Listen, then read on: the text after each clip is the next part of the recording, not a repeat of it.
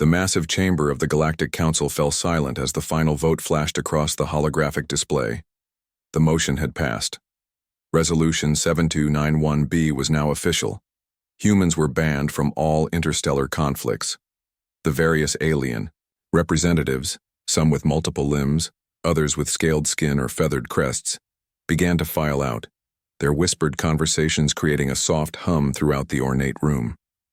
Director Kim stood alone at the observation deck, his hands clasped behind his back. 30 years of military service had taught him to hide his emotions, but the slight tightening around his eyes betrayed his disappointment. The resolution wasn't a surprise.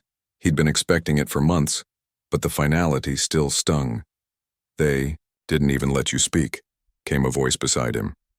Ambassador Tay approached, her 4 golden eyes blinking in what Kim had learned was a gesture of sympathy. The Moralian diplomat had always been friendly toward humans, one of their few allies. In the council, would it have made a difference? Kim asked, watching as the council speaker gathered the ceremonial voting crystals. Tai's skin rippled with blue patterns, her species equivalent of a psi. "Perhaps not. The fear runs too deep." "They're right to fear us," Kim said quietly. "After what happened at Deimos Station, can you blame them?" The Mars incident. Even 30 years later, most of the records remained classified. Only rumors circulated, whispers of how a small human military contingent had repelled an overwhelming alien force using tactics that horrified the galactic community. "Your species has committed no official crime," Tay insisted.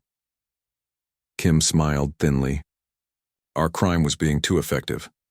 He turned away from the view. "I should pack my office. As of today, every human military advisor is being recalled from their posts."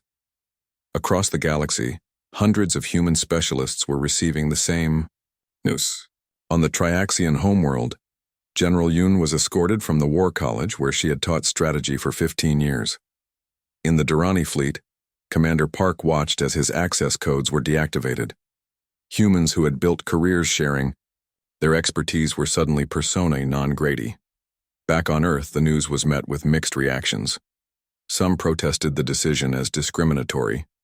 Others were relieved that humanity would no longer be involved in distant wars. News feeds debated the implications while politicians made speeches about maintaining peaceful relations with the galactic community. At the Human Defense Force headquarters in New Seoul, Admiral Sun gathered her top officers. "This changes our position significantly," she told them, her voice steady despite the tension in the room.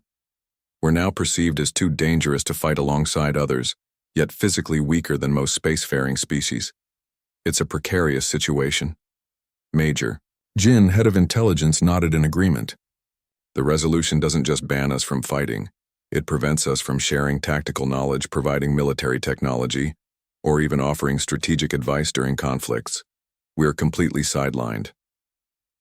"Maybe that's for the best," offered Colonel Bay. "Let them fight their honorable wars without us." The Admiral shook her head. "The galaxy is an unstable place. Sooner or later, someone's going to want our help. Resolution or no resolution." Her words proved prophetic sooner than anyone expected. At the edge of known space, a minor border dispute between the Vrix Collective and the Saurian Dominion was escalating. Both sides claimed ownership of an uninhabited star system rich in rare minerals. What began as diplomatic posturing quickly turned to military displays.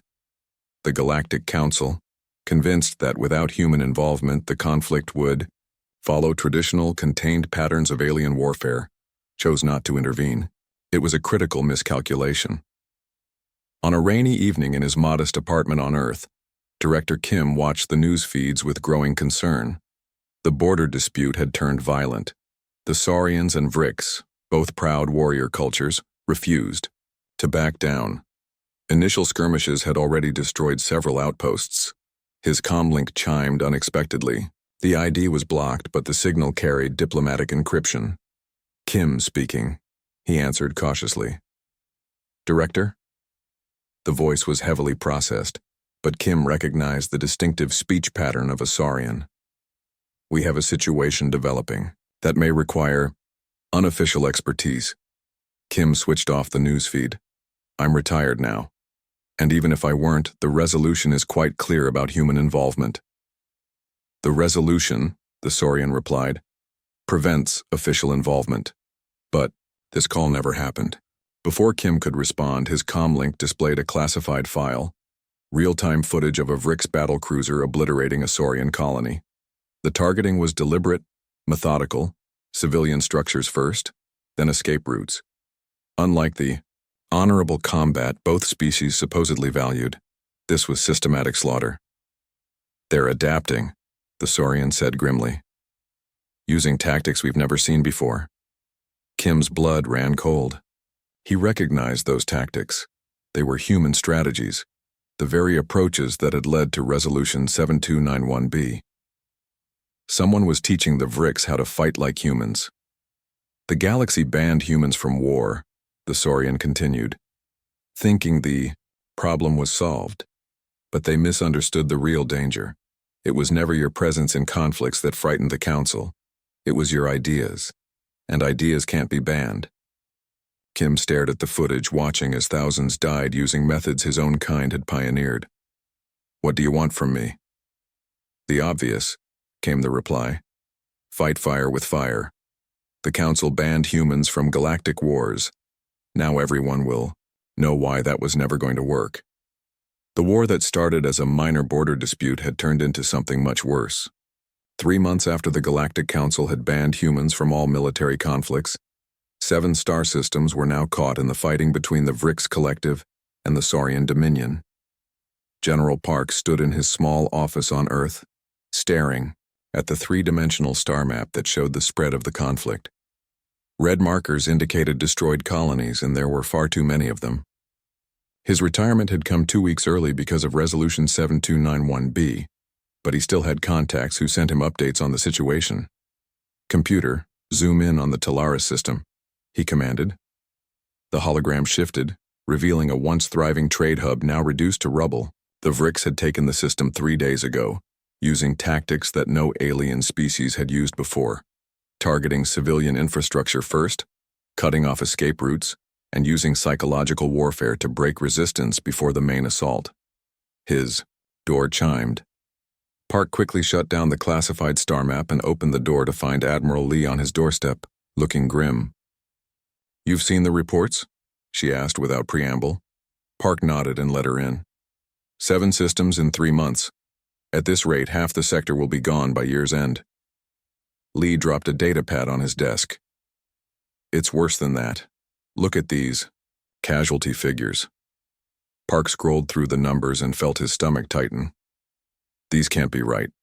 The Saurians have lost 4 billion people? That's not war. That's extermination.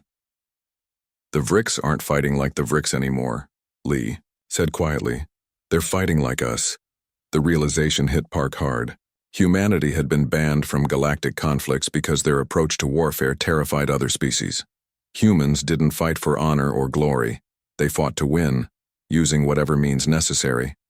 Now someone was teaching these tactics to the Vrix. Who would do this? Park wondered aloud. Lee's expression darkened. Does it matter? The damage is done. The Vrix have abandoned their traditional battle doctrines. No more ship-to-ship combat with equal forces, no more warrior codes. They're targeting population centers, supply lines, and communication hubs. And the Saurians are still fighting the old way? They were, Lee corrected him. They've started to adapt out of desperation, but they're centuries behind in this kind of strategic thinking. The Galactic Council is still deadlocked on intervention. They're so used to conflicts that follow predictable patterns that they don't know how to respond to this. Park turned to look out his window at the peaceful Earth skyline. So, we just watch billions die because of a resolution that was supposed to prevent exactly this kind of warfare? Before Lee could answer, both their secure communicators chimed simultaneously. The message was short and encrypted with a code that hadn't been used in years. Code Phoenix, meeting at old location, 0400 hours. Looks like someone's decided we're not going to just watch, Lee said quietly. The old location was a secure bunker beneath what appeared to be an abandoned warehouse outside New Seoul. When Park and Lee arrived, they found 3 other retired, human military leaders already waiting. Colonel Sun, who had led the defense of New Mars colony, Major Kang, the former head of Human Special Operations, and Dr. Han, whose psychological warfare strategies had earned her both medals and controversy. "Good. We're all here," said an unfamiliar voice from the shadows. A tall figure stepped forward, a Saurian military officer wearing what remained of a once prestigious uniform. "I am Commander Joe of what's left of the Saurian Fifth Fleet." "You're a long way from home, Commander," Park observed, "and meeting with us violates Resolution 7291B. You could be executed for this." The Saurian's scaled skin rippled in what humans had learned was their version of a bitter laugh. "If my people continue losing this war, execution would be a mercy. I'm here because we have no choice." Joe activated a holographic projector that displayed footage so horrific that even the battle-hardened humans flinched, entire Saurian cities being systematically destroyed. Civilian evacuation ships targeted first. Chemical weapons deployed against population centers. "This isn't war as we understand it," Joe said quietly. "This is something else, something they learned from studying human conflicts." "Who's teaching them?" Lee demanded. "We don't know," Joe admitted. "But we know they've studied Earth's military history extensively. Your world wars, your guerrilla conflicts, your concept of total war. They're using everything they've learned against us." The room fell silent as the implications sank in. The resolution had banned humans from fighting or advising, but it couldn't stop others from studying human history and adapting those lessons. "What exactly are you asking from us?" Han finally spoke up. "We can't fight for you. We can't even officially advise you." "Officially, this meeting never happened," Joe replied. "Unofficially, my people are facing extinction. We need to understand how to counter these tactics. We need to learn how humans would fight." Humans. Park exchanged glances with the others. What Joe was proposing wasn't just dangerous, it was potentially catastrophic. Teaching another species the full depth of human warfare could change the nature of galactic conflict forever. "If we help you," Park said slowly, "and if anyone finds out, it won't just be your head on the line. Earth could face sanctions or worse." Joe's alien eyes fixed on Park with desperate intensity.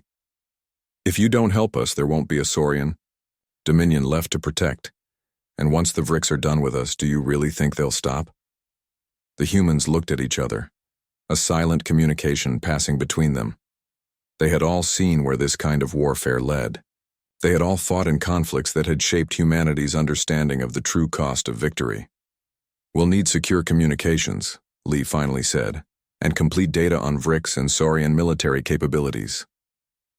For the first time, a flicker of hope appeared in Joe's alien features.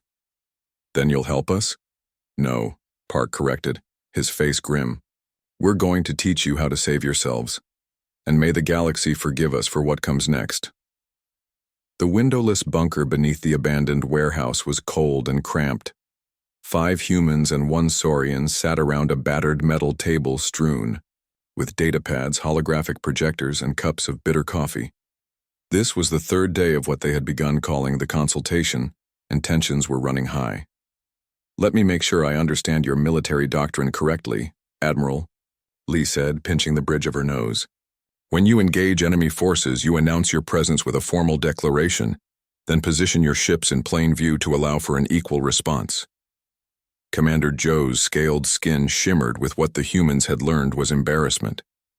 "It is the honorable way of warfare. Both sides must have equal opportunity to demonstrate their valor." Colonel Sun snorted. "And how's that working out for you?" 7 billion dead, Joe replied quietly. "The Vrix no longer follow the ancient codes. They strike without warning. They target civilian populations first. They use psychological warfare tactics we've never encountered." Major Kang studied the holographic display showing the most recent Saurian defeat.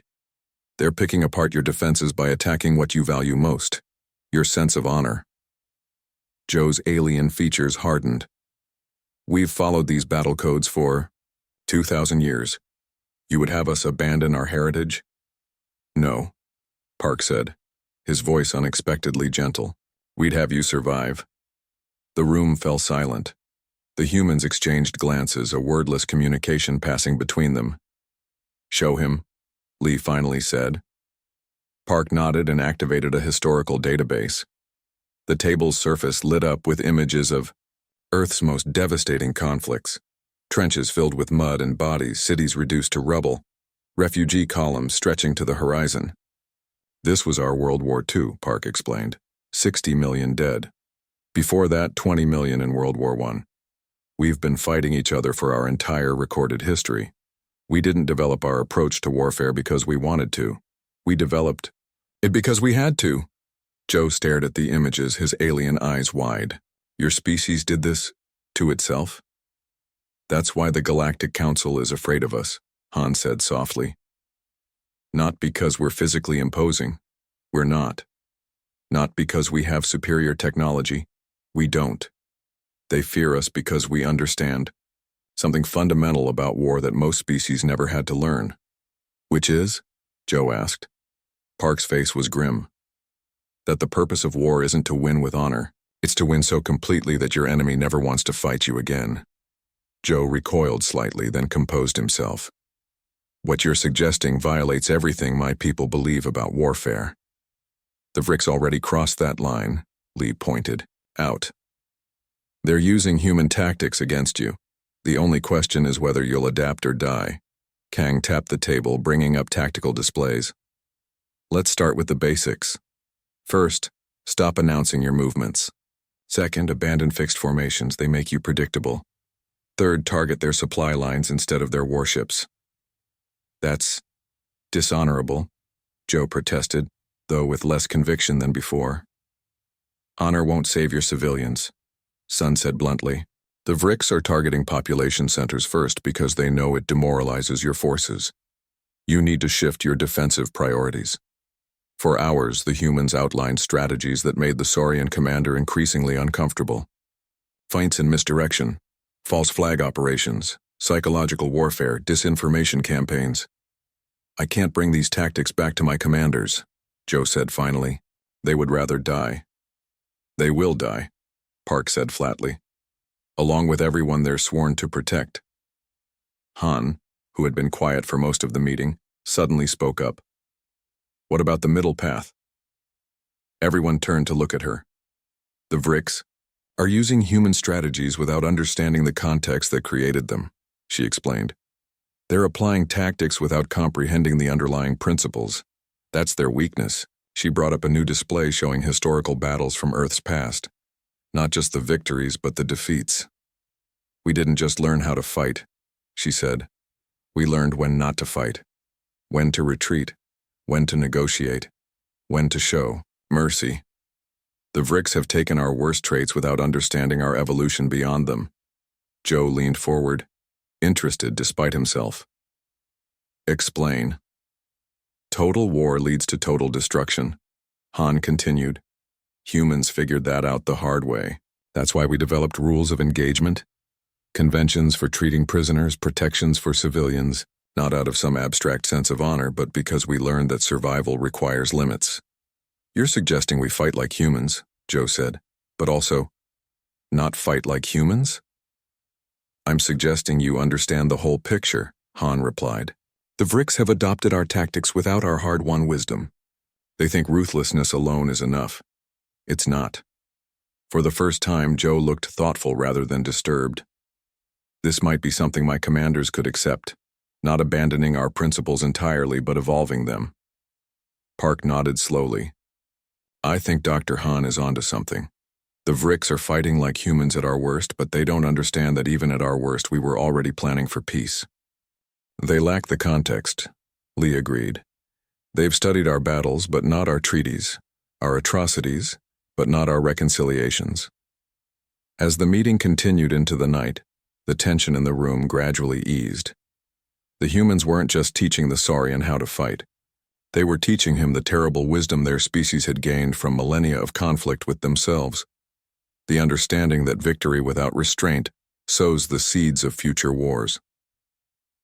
When Joe finally left the bunker with encoded data and new strategies, he wasn't just carrying tactical information. He was carrying something his species had never had to develop, a comprehensive philosophy of warfare born from humanity's bloody history. Whether it would be enough to save his people remained to be seen. "Do you think he'll use what we taught him?" Kang asked as they watched the Saurian ship depart. "He doesn't have a choice," Park answered, his eyes on the stars. "The question is whether the galaxy is ready for what comes next." None of them had an answer to that. Everyone noticed it first in the Battle of Tarsus Prime. The Saurian fleet didn't attack head-on like they always had before.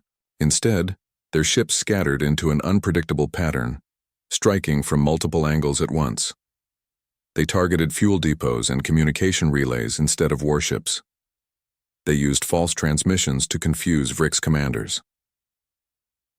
Within 2 weeks, what should have been another easy Vrick's victory had turned into a shocking defeat.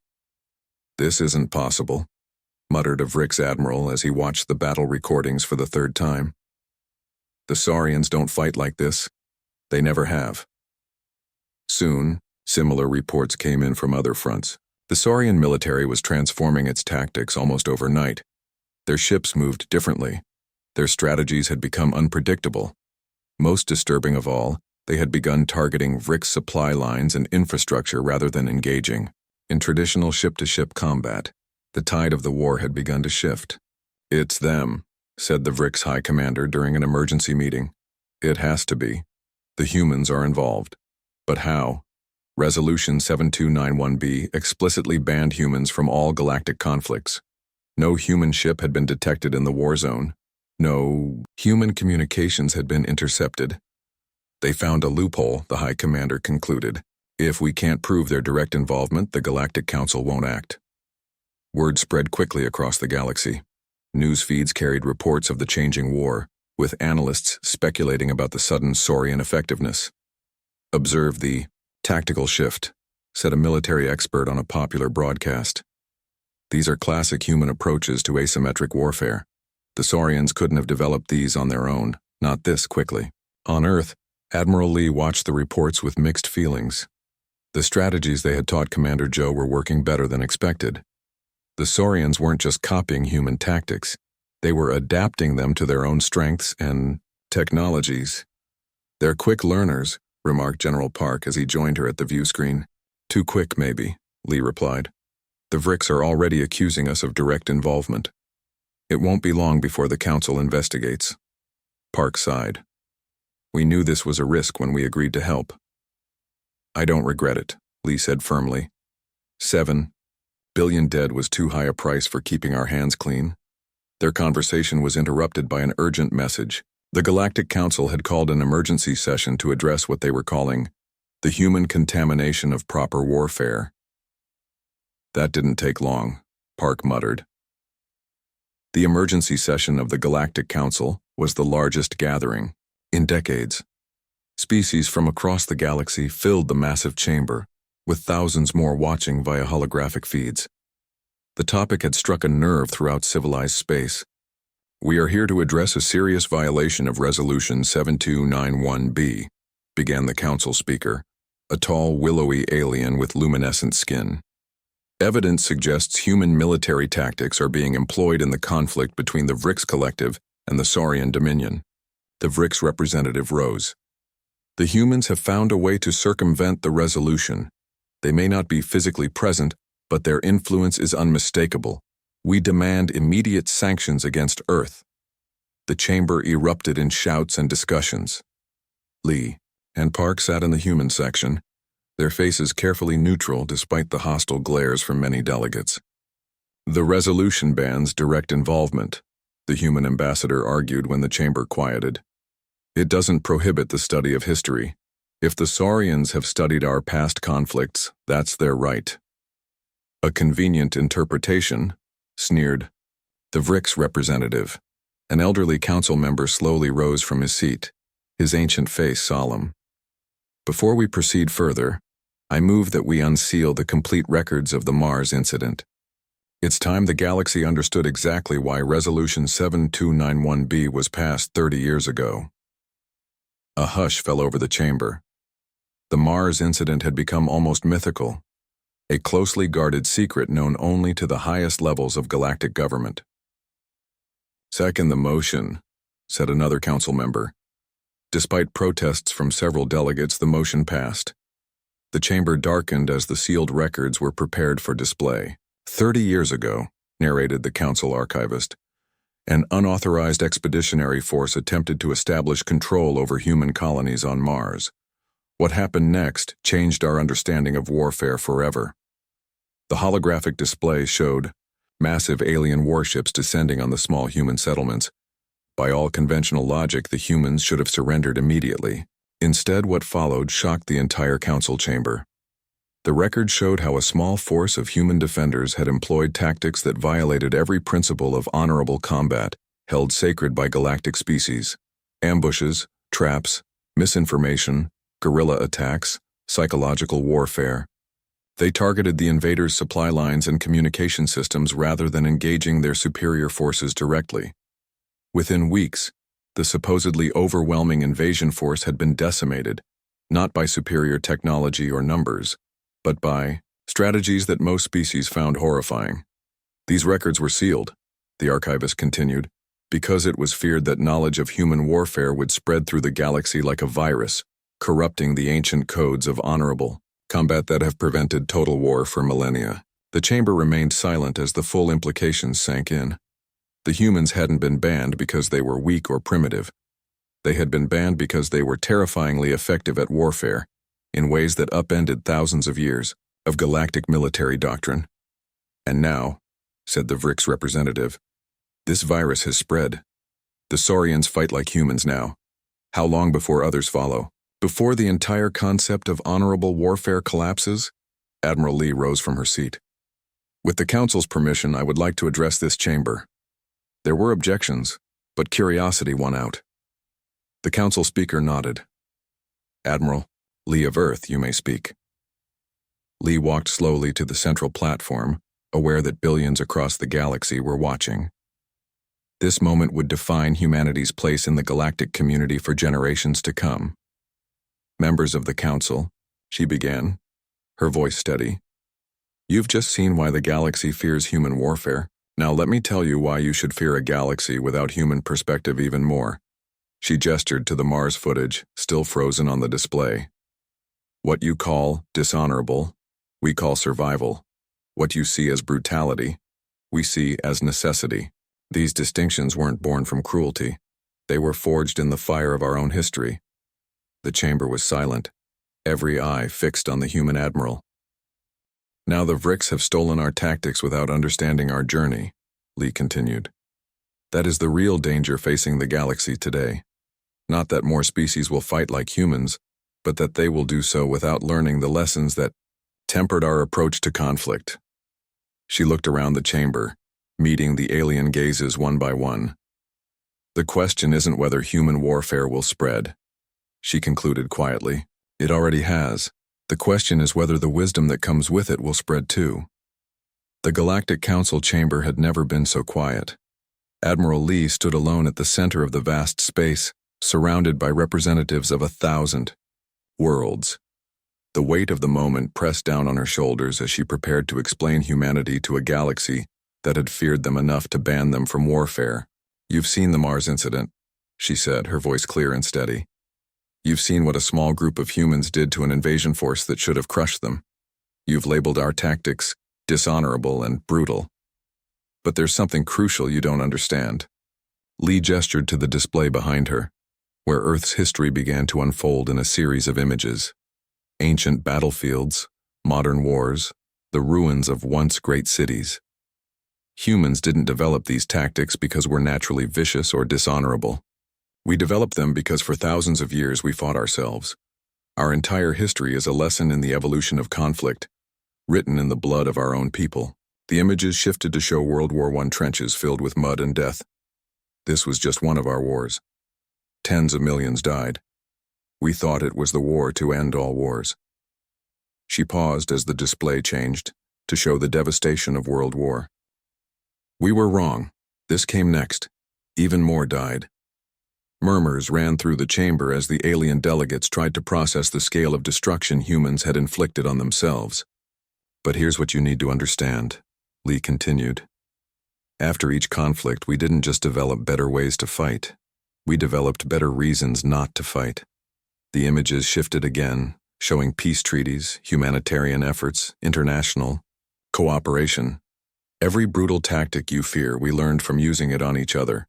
And every restraint you value, we learned from seeing what happens without it. The Vrix have adopted our tactics without understanding this crucial evolution, that the true mastery of war isn't just knowing how to win at any cost, but knowing when that cost becomes too high.